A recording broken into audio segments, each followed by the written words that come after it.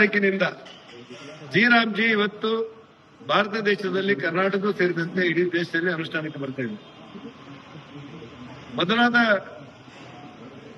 ಕಾಯ್ದೆಯಲ್ಲಿ ಜಿ ಬಗ್ಗೆ ಅನೇಕರು ಸ್ವಾಗತ ಮಾಡ್ತಾರೆ, ಮತ್ತೆ ಕೆಲವರು ಅಪಸ್ವರ ಮಾಡಿದ್ದು ಇದೆ ಕರ್ನಾಟಕದಲ್ಲಿ. ವಾಸ್ತವಿಕವಾಗಿ ಹಿಂದಿನ ಉದ್ಯೋಗ ಖಾತ್ರಿಗೂ ಮತ್ತು ಜಿ ಇರುವಂತಹ ಬದಲಾವಣೆಗಳೇನು ಅಂದ್ರೆ 3 ವಿಚಾರದಲ್ಲಿ ಮಾತ್ರವಾದ ಬದಲಾವಣೆಗಳು ಮಾಡಲಾಗಿದೆ.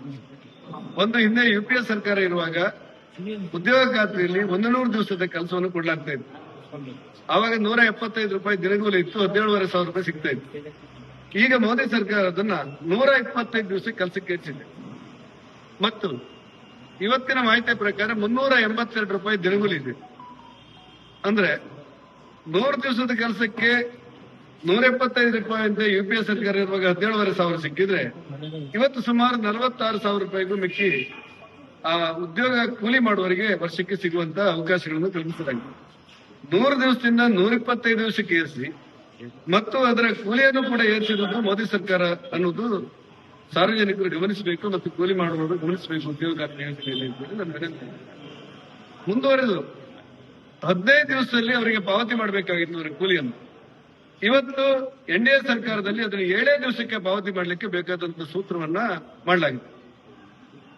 22,000 ಕೋಟಿ ರೂಪಾಯಿ ಭ್ರಷ್ಟಾಚಾರ ನಡೆದಿತ್ತು ಈ ಉದ್ಯೋಗ ಖಾತ್ರಿಯಲ್ಲಿ. ಪಶ್ಚಿಮ ಬಂಗಾಳ ಸೇರಿದಂತೆ ಹಿಂದೆ 22,000 ಕೋಟಿ ರೂಪಾಯಿ ಭ್ರಷ್ಟಾಚಾರ ನಡೆದಿರುವಂತ ಹಿನ್ನೆಲೆಯಲ್ಲಿ ಅದಕ್ಕೋಸ್ಕರ ತಮ್ಮ ತೆಗೆದುಕೊಂಡು ಬಂದು ಆ ತಮ್ಮ ಮೂಲಕ ಕಾಮಗಾರಿ ಮಾಡಿದವರಿಗೆ ಹಣ ಪಾವತಿ ಮಾಡುವಂತ ವ್ಯವಸ್ಥೆಯನ್ನು ಮಾಡಲಾಗಿತ್ತು. ಈ 2-3 ವಿಚಾರಗಳನ್ನ ಗಮನದಲ್ಲಿಟ್ಟುಕೊಂಡು ಮಾನ್ಯ ಇಲ್ಲಿಯ ಗ್ರಾಮೀಣಾಭಿವೃದ್ಧಿ ಮಂತ್ರಿಗಳು ಸನ್ಮಾನ್ಯ ಖಂಡ್ರೆ ಅವರು ಮಾತನಾಡ್ತಾ ನಮ್ಗೆ 60 ದಿವಸಗಳ ಕಾಲ ರಜೆ ಕೊಟ್ಟಿದ್ದಾರೆ ಅಂತ ಹೇಳಿ. 60 ದಿವಸಗಳ ಕಾಲ ರಜೆ ಕೊಟ್ಟಿರೋದು ಕೃಷಿ ಕೆಲಸಕ್ಕೆ ಅನುಕೂಲ ಆಗಲಿ ಕಾರ್ಮಿಕರೇ ಅನ್ನೋ ಕಾರಣಕ್ಕೋಸ್ಕರ ಮಾತ್ರ. ಈ ಉದ್ಯೋಗ ಖಾತ್ರಿ ವರ್ಷಕ್ಕೆ 125 ದಿವಸ ಇರೋದು ಕಡ್ಡಾಯ.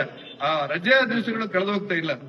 ಹಾಗಾಗಿ ಇದನ್ನು ಕೂಡ ವಿನಾಕಾರಣ ಗೊಂದಲವನ್ನು ಸೃಷ್ಟಿ ಮಾಡದೆ ಈ ಉದ್ಯೋಗ ಖಾತ್ರಿಗಳ ಬೆಂಬಲ ಕೊಟ್ಟು ಕೂಲಿಕಾರರಿಗೆ ಅದರಲ್ಲೂ ಕೂಡ ಉದ್ಯೋಗ ಮಾಡುವವರಿಗೆ ಅನುಕೂಲ ಮಾಡಿಕೊಡ್ಬೇಕಾದಂತ ಅವಶ್ಯಕತೆಗಳಿದೆ ಅಂತ ನನಗನ್ಸುತ್ತೆ.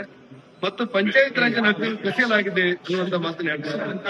ಆದ್ರೆ ಪಂಚಾಯತ್ ರಾಜ್ ಹಕ್ಕನ್ನು ಯಾವ ಕಾರಣಕ್ಕೂ ಕೂಡ ಕಸಿಲಿಲ್ಲ. ಅಲ್ಲಿರುವಂತಹ ಗ್ರಾಮ ಸಭೆಗಳು, ವಾರ್ಡ್ ಸಭೆಗಳು, ಪಂಚಾಯತ್ನ ಸಾಮಾನ್ಯ ಸಭೆಗಳು ಮತ್ತು ತಾಲೂಕ್ ಪಂಚಾಯತ್ ಶಿಫಾರಸು ಇವೆಲ್ಲವೂ ಕೂಡ ಇರುತ್ತೆ. ಹಾಗಾಗಿ ಗೊಂದಲವನ್ನು ವಿನಾಕಾರಣ ಮಾಡದೆ ರಾಜ್ಯ ಸರ್ಕಾರ ಕೇಂದ್ರ ಸರ್ಕಾರದ ವಿರುದ್ಧವಾದಂತ ಅನುದಾನವನ್ನು ಉಪಯೋಗಿಸಿಕೊಂಡು ಬಡವರಿಗೆ ಹೆಚ್ಚು ಅನುಕೂಲವನ್ನು ಮಾಡಿಕೊಡಬೇಕು. ಯುಪಿಎ ಸರ್ಕಾರ ಇರುವಾಗ 35,000 ಕೋಟಿ ರೂಪಾಯಿಯನ್ನು ತೆಗೆದಿಸಲಾಗಿದೆ. 35,000 ಕೋಟಿ. ಇವತ್ತು ಎನ್ಡಿಎ ಸರ್ಕಾರ ಇರುವಾಗ ಮೋದಿ ಸರ್ಕಾರದಲ್ಲಿ ಈ ಉದ್ಯೋಗ ಖಾತ್ರಿ ಅರ್ಥಾತ್ ಜಿಗೆ 95,000 ಕೋಟಿ ರೂಪಾಯಿಯನ್ನ ಮೀಸಲಿಸುವಂತ ಒಂದು ನಿರ್ದೇಶನವಾಗಿದೆ. ಇದನ್ನ ಅರ್ಥ ಮಾಡಿಕೊಂಡು ಸಾಮಾನ್ಯರಿಗೆ ಕೂಲಿ ಮಾಡುವವರಿಗೆ ಅನುಕೂಲ ಆಗುತ್ತೆ ಅನ್ನೋದನ್ನ ರಾಜ್ಯ ಸರ್ಕಾರ ತಿಳ್ಕೊಂಡು ಸಹಕಾರ ಕೊಡಬೇಕು ಅಂತ ನಾನು ಆಗ್ರಹ ಮಾಡ್ತೀನಿ.